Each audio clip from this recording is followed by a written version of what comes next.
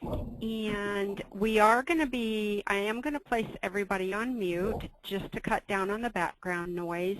And as you probably all know, we do have the chat session where you're able to ask questions if you need to. At the top of your screen, there's a toolbar, and as you hover over the series of icons, you would click the one with the question mark in it, and then in the drop-down, you would select to host and presenter, and then type your question in the dialog box. And I will go ahead and stop periodically to see if any questions have come in. And I do appreciate your attendance today, so we're just going to go ahead and get started. Files and libraries. So we're going to actually start by going into MN Query option number 1. This is the first screen that's used to create, modify, or run a custom report or inquiry using the CU-based report builder. The starting screen is used to choose the report name to be created or modified or to create a brand new report. So you can use the drop-down list to choose an option, and you would then fill in both a name and a location. The one thing about the name field, though, if you're creating a brand new query and you would like to wait until the end to create the name, you can do that. So if you're creating, you can leave the name field blank. Your options from the drop-down box are create, and you would use that option to create a brand new custom query or inquiry, or change, and you would use that option then to change an existing report configuration. In that case, you would have to know the name of the report, or you could use the Spyglass for a list. Your next option is copy, and you can use that option to copy an existing report configuration, either by assigning a different name or copying it to a different location. Number 4 is delete, and you're going to use that option to delete a custom report that you no longer need. One confirmation screen will appear when you're going to delete a report. Or display is your next option, and that's going to just display the settings for an existing report, but it won't allow any changes. Number 6 is print your report definition, and you would use that option to print the report configuration showing all of the different settings that are used in your report. It is helpful as just a documentation of what files are included in a particular report. It shows the selection and the sort settings, and then any formatting that you may have defined within the report. It will show that in case you ever needed to recreate the report or verify what settings were used to obtain the data. Next, number 8, we have run in job queue, and this option will run the report using batch processing, and that actually reduces the resource strain on the system. We don't normally use that because most reports don't have a drain on the system to any noticeable degree. Number 9 is just plain run, and that will run your custom report interactively at that point. And you can use this for reports that are set up to output to the screen or to a database file. When you're giving your report a name, the names must begin with an alphabetic character with a maximum of 10 characters in the name field. And the valid characters are A through Z, 0 through 9, $, pound sign, @ period, or underline. And then there are a few exceptions, but most of the reports that you're going to be creating will be stored in your Query XX library, where XX is your credit union's 2-digit identifier. The system is going to automatically show the name of the library used the last time a custom report was created or modified. So if you did have a report up there before that wasn't in the Query XX, this would show something else, and you'd have to make sure that you change that. And then to see a list of names already used, you can click the spyglass or the lookup button next to the name field. The list will show. It can take a few minutes for it to load while it searches for the files, but then from that screen, the same options are shown that are shown at the top of this screen. So you would be able to modify an existing report. In this instance, we're going to go ahead and choose to create, but we are going to leave the name field blank because we're going to name it when we're all done. So once we choose to create, we have a whole screen full of all these different options for us to choose from. And we're going to go through and we're going to look at every single one of the options. But the first one we're going to look at is choose files, or where's the data actually coming from. So if you need to, you can choose the spyglass next to the file name to look up a list of files.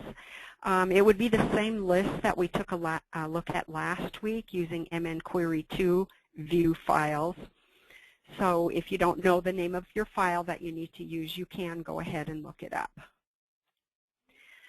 So you're actually going to enter the file name and then the library name or the location where the file is going to be found, and it's usually in File and then your credit union 2-digit identifier.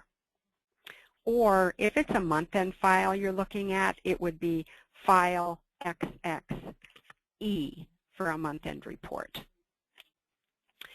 The member or the data set, you don't need to enter anything into that field for CU-based reports because the system's going to automatically fill that in.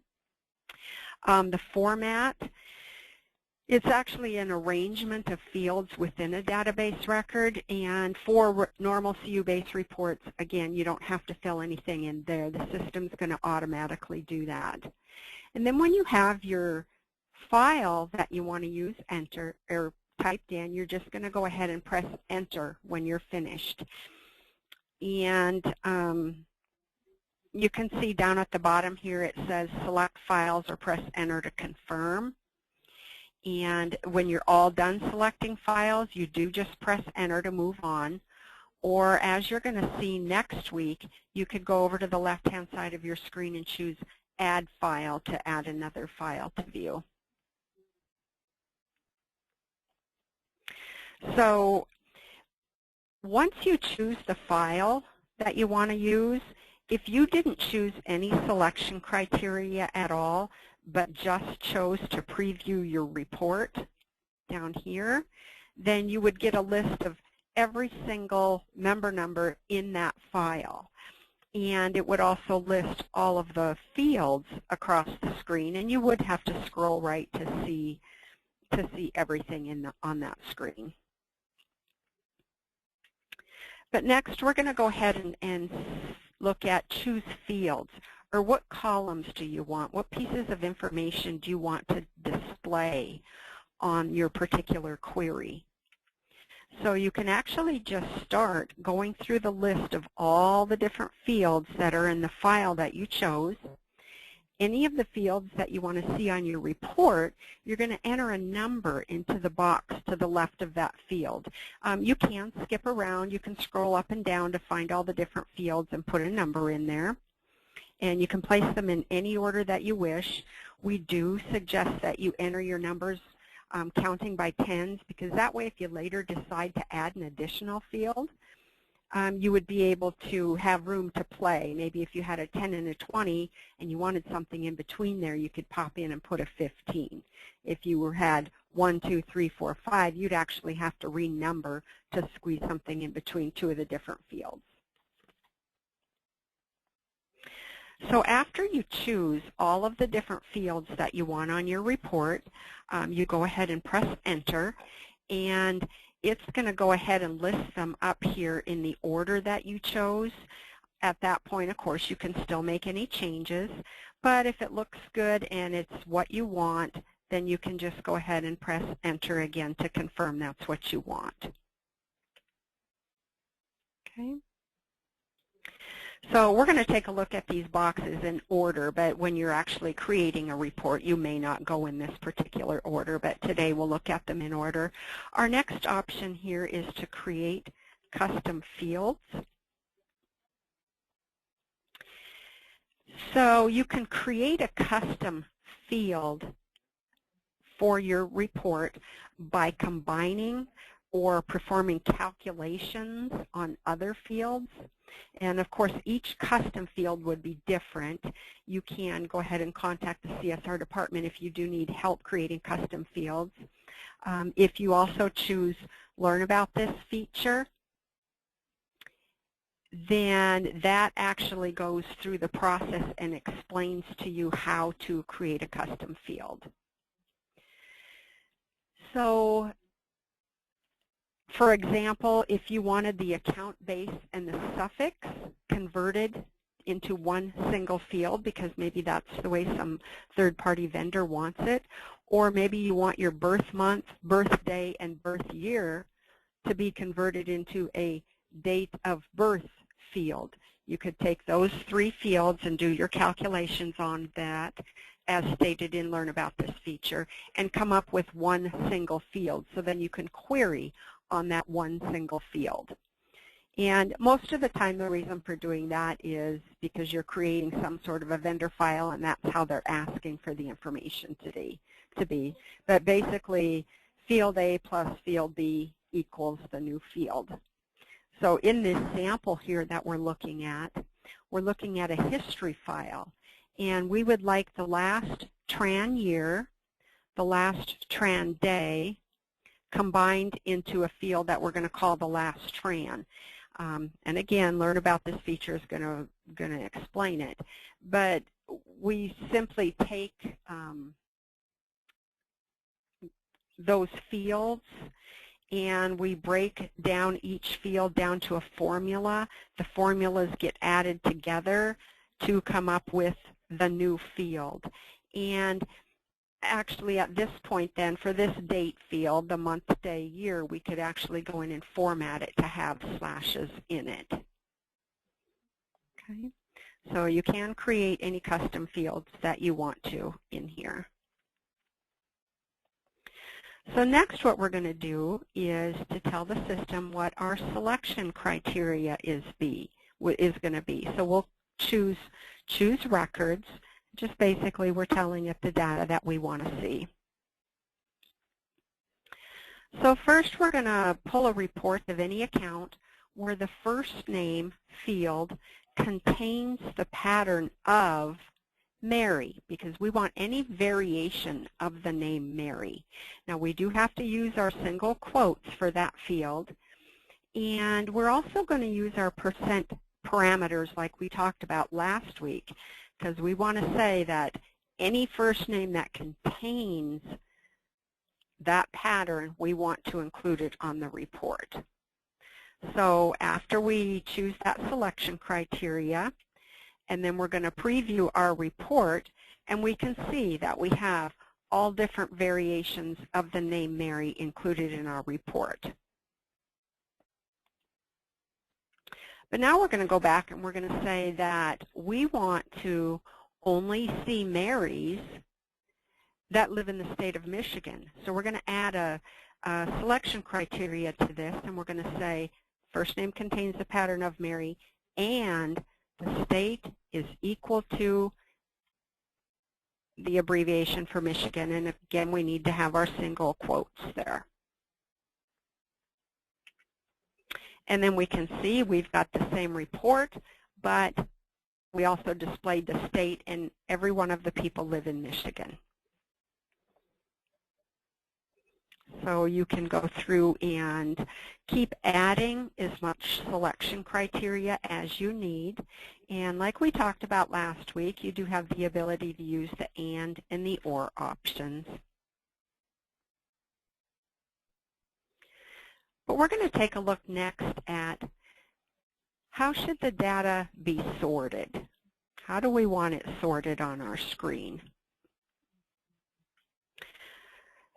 Our options for sorting, you can choose ascending or descending order.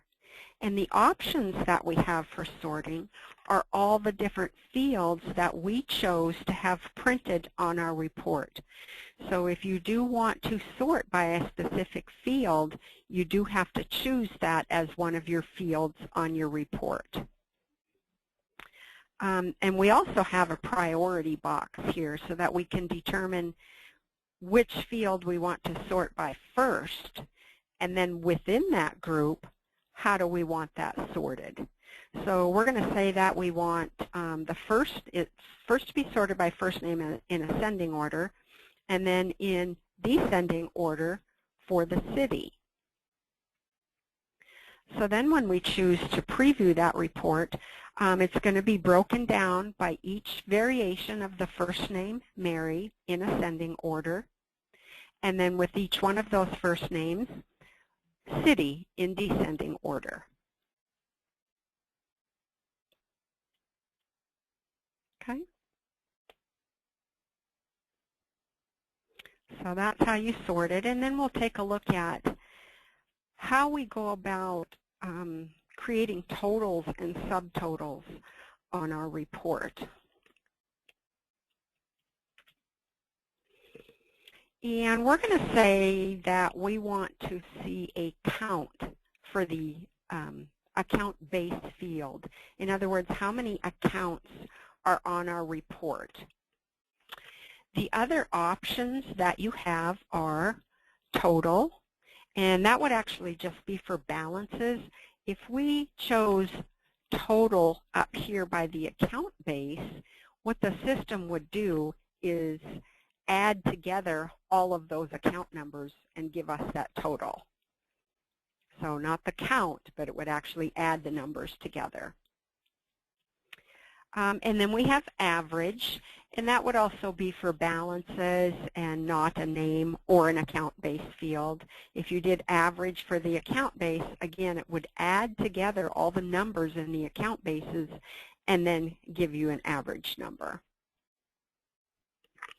And then we have minimum to show the lowest value of your people in your report, a maximum to show the highest value. We have a count, and then we have NA or nothing. We don't want anything.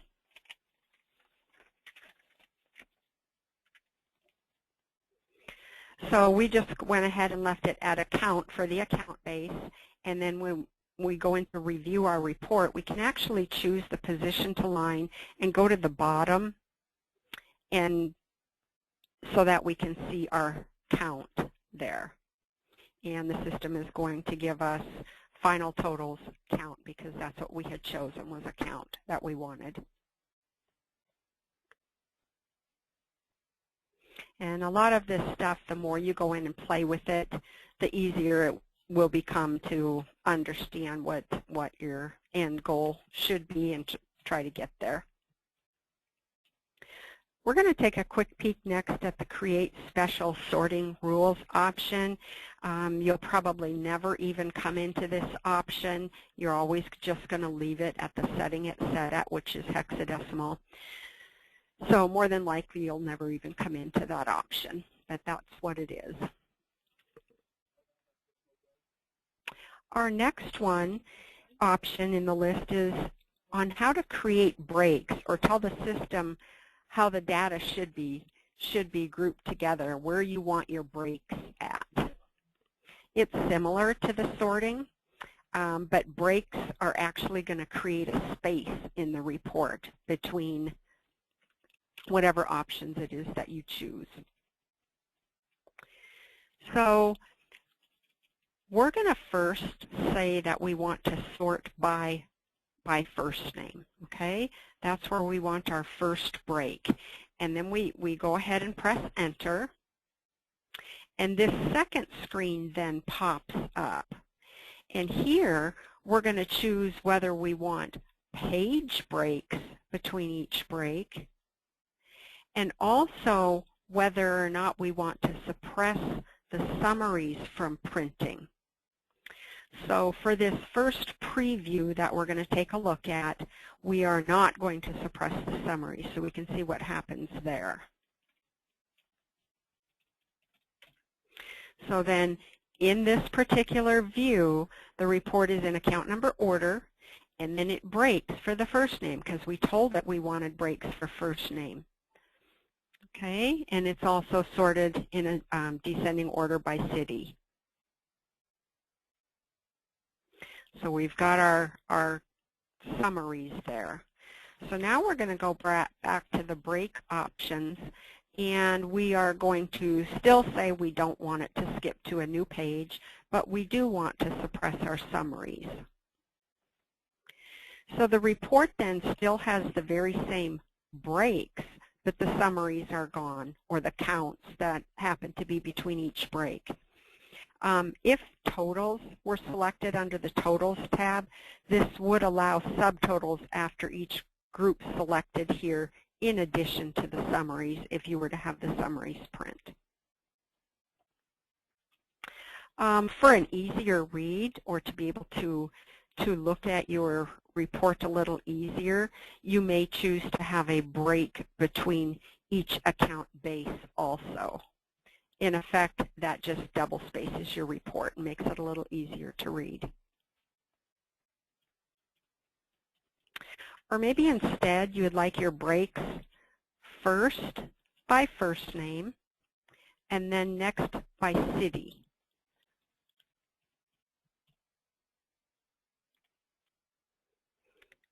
And I think when I was talking about my ascending and descending, I had that backwards on the city, so I apologize.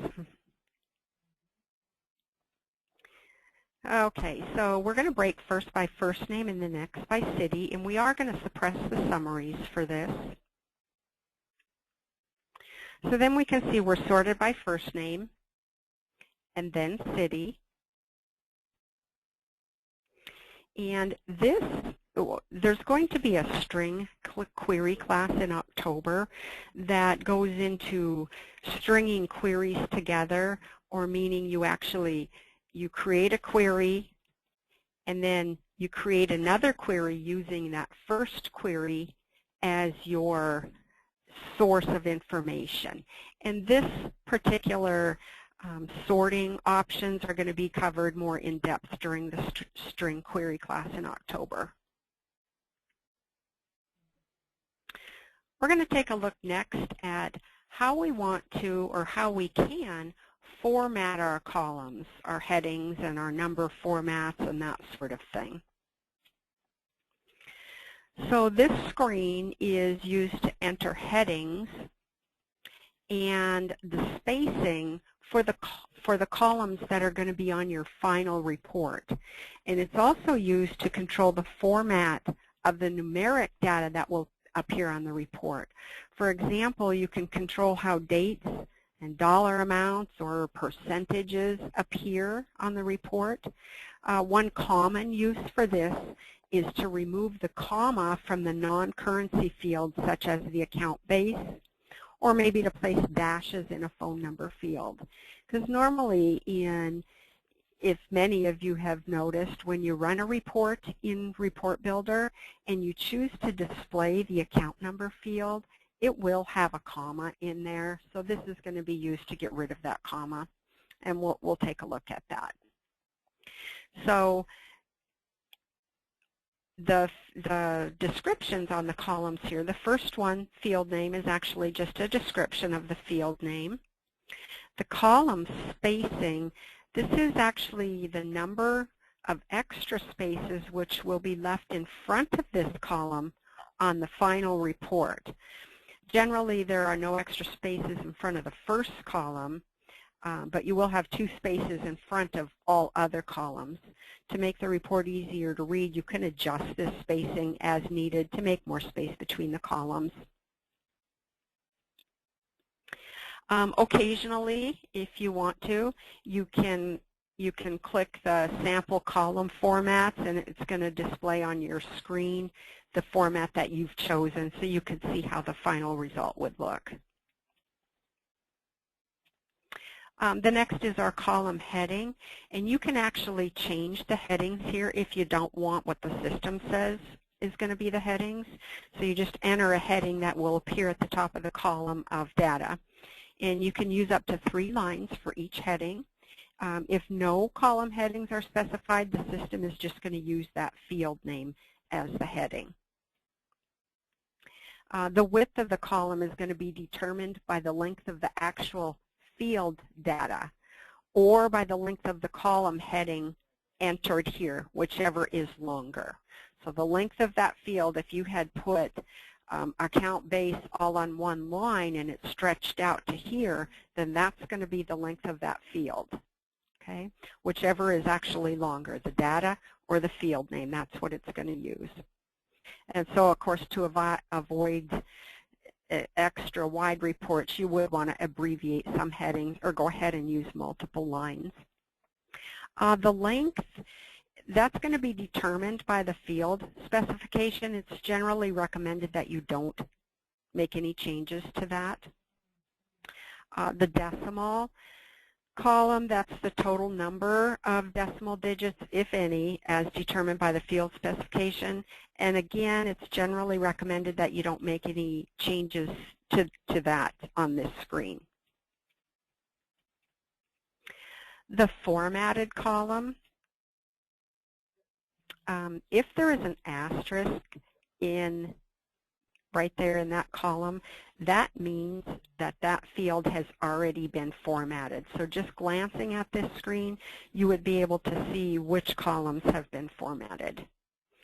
So if you do want to reformat a particular column, you're just going to go ahead and click the edit icon, or the one that looks like a pencil, the one that's beside the field that you wish to edit. So when you are formatting, you're going to have 4 different edit options. You're going to be able to choose numeric, and you would use that field for any columns that contain quantities or dollar amounts. You have a date and time option to edit by, and you'd use that field for anything that contains dates or times. And then code, you can use that option to choose from a list of predefined formats. Or finally, you've got Word, and you would use that option to add characters such as dashes or parentheses to the data in a field. Like we talked about a minute ago, a common use for that option is to add dashes in a phone number, or maybe a social security number, or maybe you want a dash in the ZIP+4 field. So for the first one, we're going to go ahead and choose to format the account base column. So we have a whole bunch of different options on the screen that we can use to format. We've got decimal point. From that drop-down box, you can choose a $, a comma, a period, a colon, or none. So if none is chosen, if you actually choose none, a dollar figure of $1,325.35, instead of having it $1, comma, 325.35, it would appear as 132535 all in one long string. Or you would go ahead and choose a period to display it as 1325.35 with no $, or the $, if you wish that to be in the front. And then we have our thousands separator. Your options there are either a comma, a period, NA, or none. If none is selected, a dollar figure of $1,789 would appear as 1789. If you choose the comma to show that figure, it would appear as 1,789.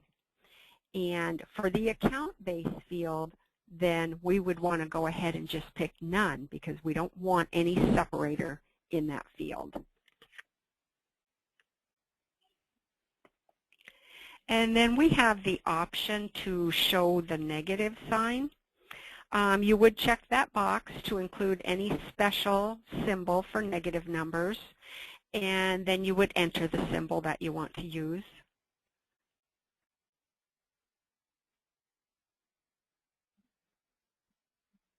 And we had a question of why would we ever be displaying account base in dollars, and we really wouldn't be displaying the account base in dollars, but we are editing this as a numeric field, so the system doesn't know that one field is an account base and one field is a dollar amount. It just knows that it's numbers.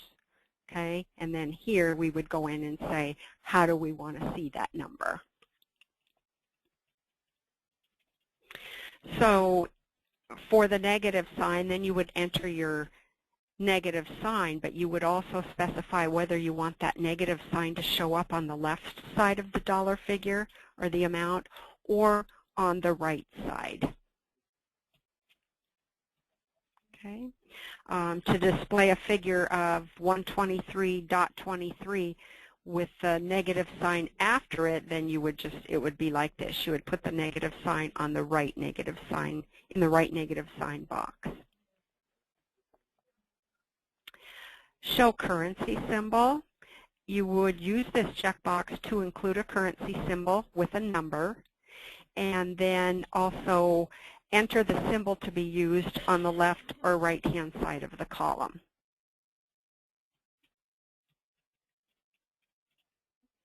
For U.S. currency, you would enter a dollar sign in the left currency symbol. Currency symbols will be aligned along the left side of the page. This actually can be used for percentages also by using a percent sign in the right currency symbol. Print zero value.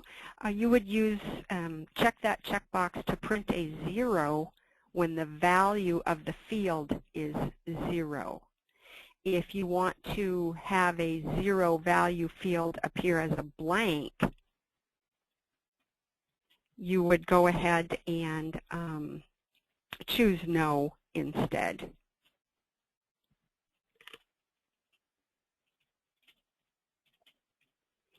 Replace leading zeros. You would use that drop-down box to replace leading zeros with any other characters. Then you select the character to be used. The most common use for that is to use blanks in place of the leading zeros in front of a member account number. So if instead of showing 00003497, you would just see 3497 as the account numbers or account number. If the account type suffix field, if that's the one you're specifying it for, you would choose no to retain the leading zeros so that the account suffix 001 doesn't just appear as a 1. Okay. And for floating currency, you could use option 3, a floating currency symbol, to place the currency symbol you selected earlier directly in front of the dollar amount instead of at the left edge of the column how it would normally line up. So we are in our account base field right here, and we've chosen a thousands separator of none instead of a comma. And you can also use display sample of column formats at any time also so that you can see what your final result would look like with these settings.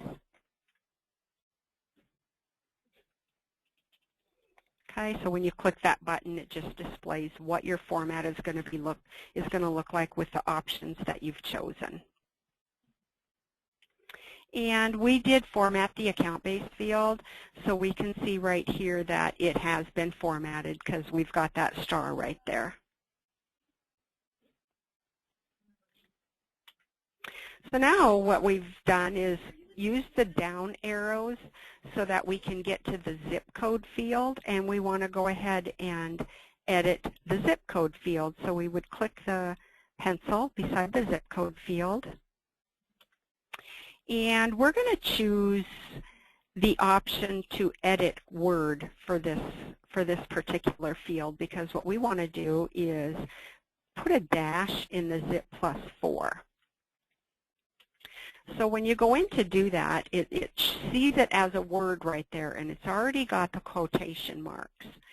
So you would position your cursor and click right to the right of that left quotation mark or quote mark, and then you would use the arrow key and use the right arrow key to go over 5 spaces, and then you'd put your dash and press enter. And then that's going to go ahead and take that zip code field and format it like you just told it. 5 characters or spaces, a dash, and then the last 4 characters.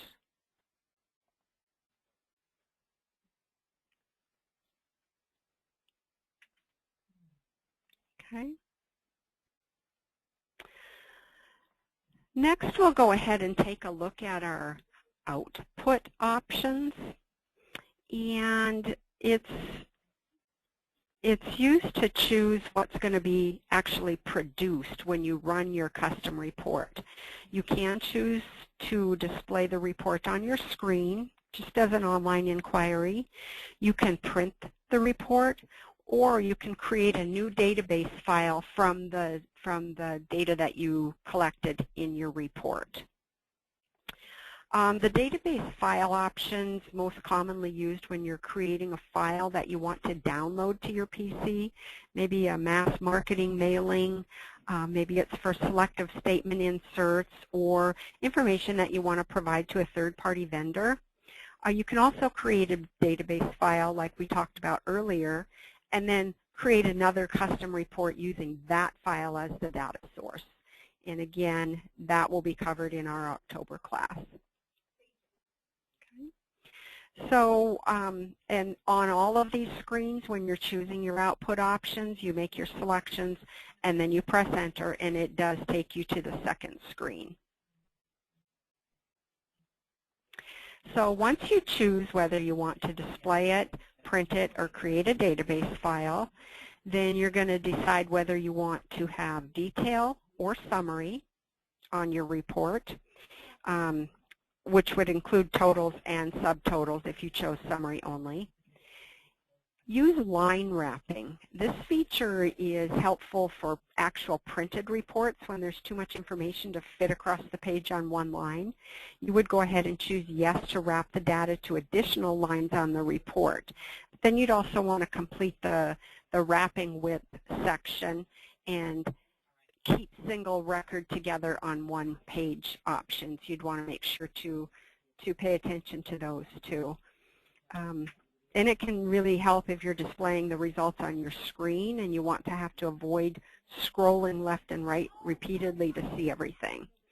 So in that situation, if you use a wrapping width of 70, that usually works pretty good for displaying it on your screen.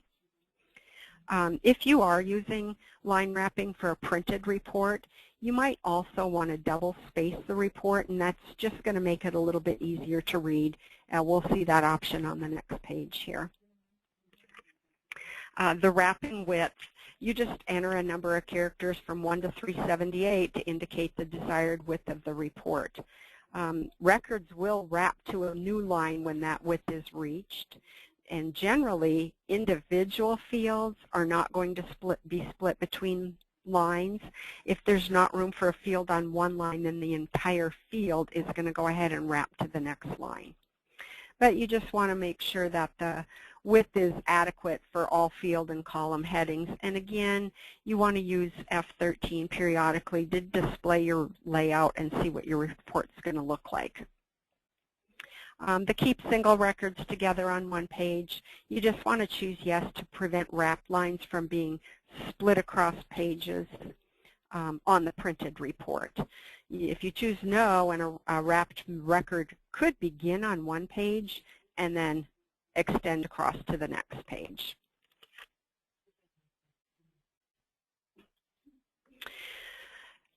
So if you chose a printer as your output. This is going to be the first of 4 screens that's going to help you define how your printed report should actually be generated. This first screen lets you define the length and the width of the pages, as well as what you want your line spacing to be like and your margin options. But first, you're going to define a printer name. If you want it to print directly to a printer when you run it, you have to enter a valid printer ID here. If it's left as the default of print, then you would actually be able to go in and find that report in your list of spooled files, and from there you could then send it to a printer from the Work with Spooled Files screen. So either directly to a printer or leave it at print to send it to your spool file. The length and width, you use those fields to define the length or the number of lines, and the width, the number of characters for the paper on which your report's going to be printed. If you do leave the fields blank, it will use the default size from the printer configuration. For the start line, you'll enter a line number on which to print the first line of each page, and it's kind of like defining a top margin for the page. For the end line, you'd enter a line number that you want the last line of each page of the report to be printed, and that's, again, like defining a bottom margin for the page. The number should be less than or equal to the figure entered into the length field, if any. And then we have our line spacing. You'll choose that field. You'll choose that to define the line spacing between each record on the report. You would use 1 for a standard single-spaced report, 2 to allow 1 blank line between each record, and 3 to leave 2 blank lines between each record. We also have the option here of printing the report definition. If you do want to print that whole definition of the report, you just put a check mark in that field, and it's going to print a record of the entire custom report definition along with printing the report. The definition, of course, can be helpful if you want to document the parameters used to produce the report. But once you finish with that page, then you go ahead and press Enter.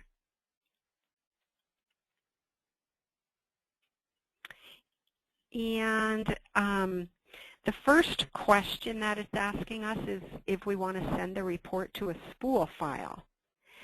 And you can choose yes if you want to send the printed report to your spool file before it's sent to the printer. But it would send it to the spool file and then to the printer.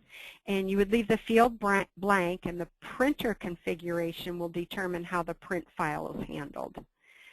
You don't want to use no for any CU-based reports, as it could cause conflicts at the printer itself.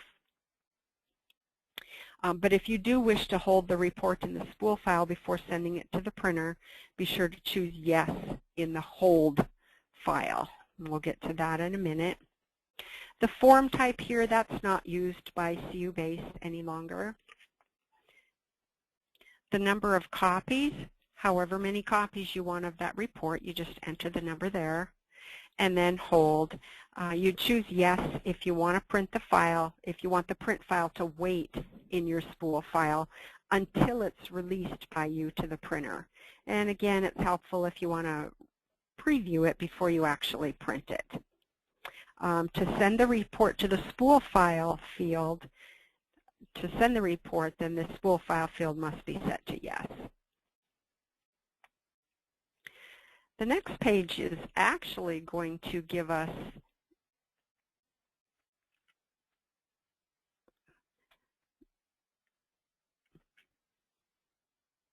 the option, to print a cover page if we want to. That's kind of helpful if you're sending your report to a busy printer, then you can identify the report as yours instead of just pages with numbers on them. The cover page is actually going to contain any text that you type in the cover page field. It's going to contain the date and the time that the report was printed. It's going to contain the report name and the location or the library, the names of the files used in the report, And then this cover page title here, it's a good place to enter maybe your name or other notes to identify the report. It also would allow you to enter any comments for your staff that you would like to have associated with this report. Maybe it's a report that they need to work, so you could put instructions for working the report or whatever it is that's needed on your cover page.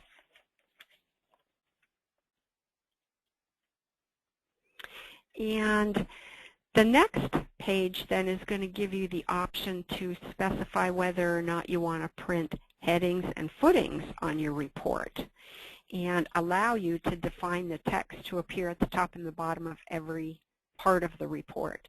The standard headings are going to include the date, time, and page number. You can choose to print these, and then you can actually also add any additional text using these page heading and page footing lines. So if you want to actually omit the standard page headings and just have special codes to print the date, time, or page numbers exactly where you want them to appear within your custom page heading, you would just type that code wherever you want it to appear. So in the heading, maybe you want something to appear in the very center, and you would just place it in there wherever you want it to appear on your report. If you are going to have custom headings and you're also going to print the standard page headings, you may have to adjust your heading text a bit in order for everything to fit properly. Okay, and again with the footing, you would just use that line to enter any text that you want to print at the bottom of each page. Next, we're going to take a quick look at what we would see if we chose to create a database file for this report. And it is used to produce a brand new file using data pulled by this custom inquiry. Again, the most common use for this is just to produce a file that you can download to your PC, and then you can use it in a spreadsheet or a word processing package. Maybe you're creating personalized letters or mailing labels or something like that. The database file could actually also then be downloaded to provide information to a third-party vendor. And you could create a report using basic selection criteria, and then you could create another report from that first report. And like we talked about earlier, we're going to cover that in October. But just so you keep it in the back of your mind that those options are available. So here, it's going to ask us for a file name, and you're going to create a unique name for that database file. Because when then you use the option in gold to download that database file, this is the name that you're going to have to know in order to download that. You can use up to 10 characters. And the file name does have to begin with an alpha character, A to Z. And you can also use a $sign, £sign, or @sign. And it can be followed by any alphanumeric characters, A through Z, 0 through 9, $sign, £sign, @sign, period, or underscore. The location, that's going to be the name of the library where the database file that you're creating should be stored. For all custom reports that you're creating, it is going to be your query XX library where XX is your credit union 2-character ID. The only difference to that would be if you're creating selective statement inserts, that would go to file XX instead. The data set option is not used. And data in file, you can either choose new file each time or replace existing file. So if you do choose replace, each time that you run this same report, then it's going to replace what was in that same file the last time you ran it. The authority, that's actually going to control what access others have to this database file. For credit union staff, we recommend that you choose the LIBRTAUT instead of all, which the LIBRTAUT is actually the default, and that one would allow others at your credit union as well as client services reps to be able to use or copy or delete a file. Client service reps should always use all if we're creating the report, and we will also want your credit union to be able to have access to that report. Any other choices we don't recommend. And then text, if you do want to enter some descriptive text there that describes the purpose of the file, and that's actually then going to appear when you're viewing a list of the files in the library. So when you're all done then, you would just go ahead and press enter to finish.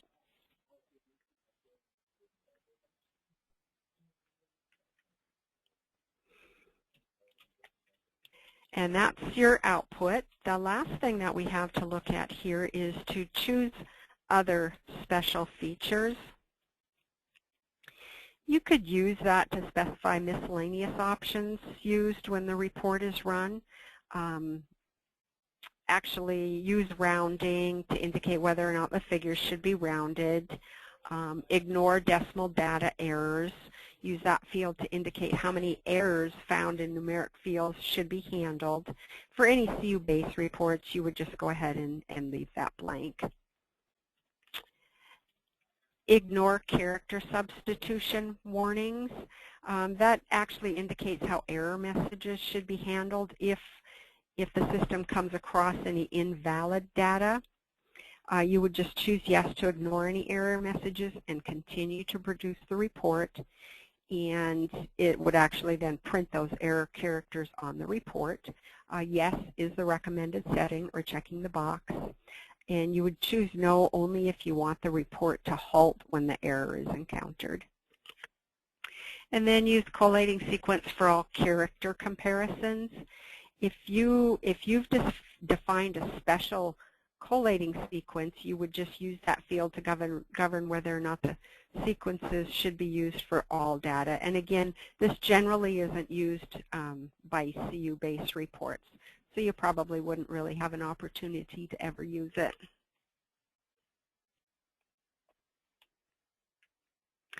And then to actually run or save a query, once you have all of your different options defined using as many or as few of these options that you choose, the bottom of the screen tells you to go ahead and select more options if you wish, or to press F3 to save or to run the query. So once you press F3, you're going to get another pop-up screen here. The screen's going to be used to exit the report definition. You can choose whether or not to save your changes at this time or to go ahead and run the report at this time. If you do choose to save, you may also assign security to it at this point too. And that way you can prevent it from accidentally being altered or deleted by another user.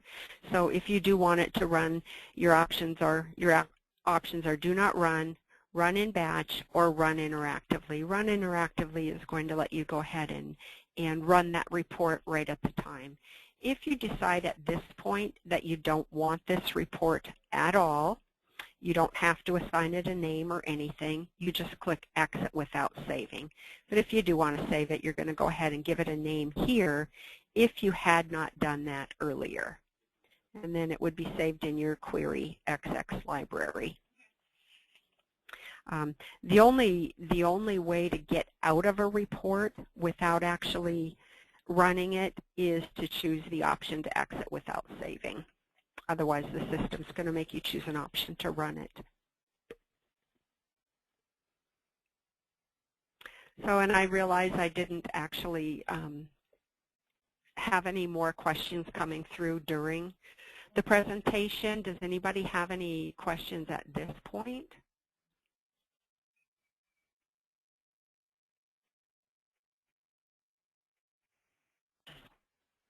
I've unmuted everybody, so if you do have any questions, you can ask. If not, we're going to be doing this the very same time next week. Ellie is going to be your presenter, Ellie or Kinsey. And at that point, we're going to be covering how to add or tie more than one file together. So instead of just using the master file or just using the member one file, we could tie those two together. Someone's asking if there is a master listing of all data fields. When you go into MN Query, option number 2, to list all of the files and fields, you then would choose whatever file it is that you want to look at and display that file, and it displays all of the different fields in that particular file. So there's many, so you do have to actually go into your file first and choose to display the fields. Right. But we could probably create one. Okay. So if there isn't any other questions, we'll just go ahead and look forward to talking to you all next week at the same time. Pretty, Alrighty. Thank you, everybody. Thank you. Thank you. Okay.